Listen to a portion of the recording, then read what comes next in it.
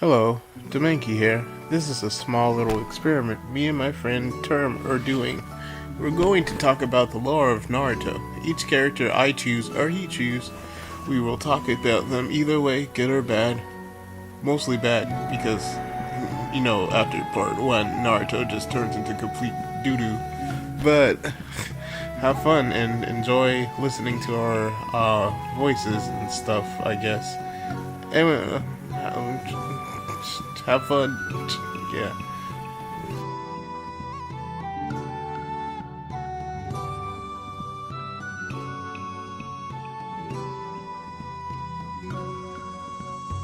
All have bad flaws.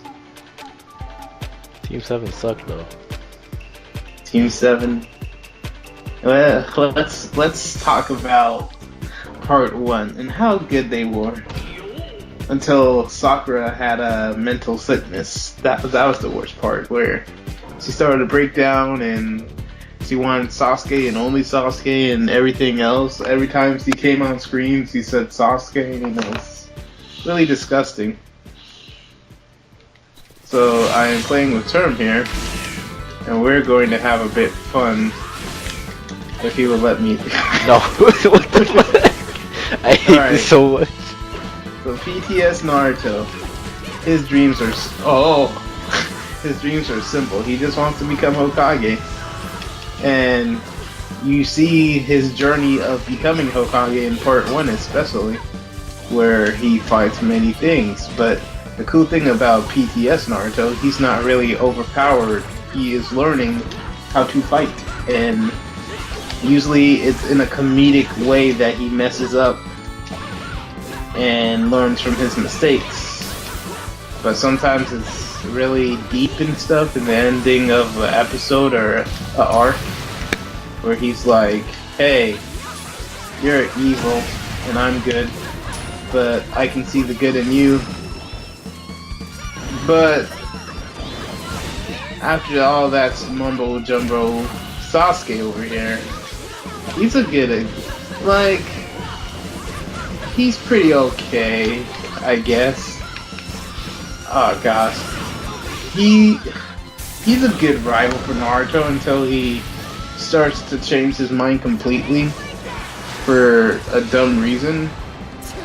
And then that's when Sakura becomes a tool, but at the same time, Sakura gets surprisingly the most character development in part 1, because there's this one point where she's like, I want to become more useful than the others, and then she starts learning healing jutsu with Tsunade, and that's pretty awesome. And then if you see the result of her part 2, she learned a lot. But the thing about Sakura is, it's like she has a mental sickness. It's something in her head that's saying, hey, Sasuke, just go for Sasuke. I don't understand. That was the only bad thing about the love of Sakura. It was kind of scary. I mean, I know she's young and all, but at the same time, it felt like she was sick. Love can make you do crazy things, but part 1 Sakura compared to part 2, it's pretty tame. Part 1, she just wants Sasuke, but part 2, she almost pretty much betrays the Leaf Village for Sasuke. Sabotaging her friends, Hiba and Sai and all those others, just to say hello to Sasuke, and almost killed by Sasuke. It's kind of hilarious, but it's kind of creepy. And that part where she was like, Naruto, I love you, stop chasing Sasuke. And it was really creepy. But even that, Team 7 was a really good team because of their differences. But in part 2, things get really worse for everybody. And their characters just go down the drain because of the story. Not even their characters' fault, it's because of the story. But that's all I have for Team 7's lore.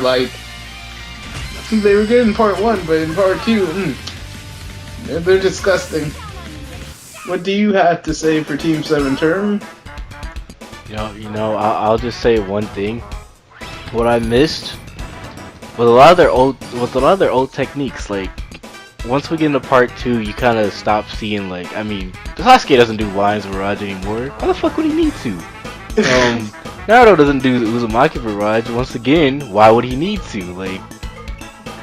At least we got the reverse harem jutsu. I mean, we got to see that again, but I really see Uzumaki Barrage or Sasuke Lion's Barrage, Yeah. Exactly. Or you don't even see Sakura's. I don't remember seeing Sakura's her little stand thing, I guess you could call it. She only did that really when she was like fighting Ino, and I guess it wasn't really her stand, but her willpower or the cha thing. Yeah, in the inside of her mind or something. I think it was for a comedic effect, but at the same time, it was used in combat. So I don't know if it was canon or not. But they call it the inner Sakura or something. And it's cool, but it's lame at the same time because it's like, what is this supposed to do? Alright, time for... What was the squad number of Sycamore?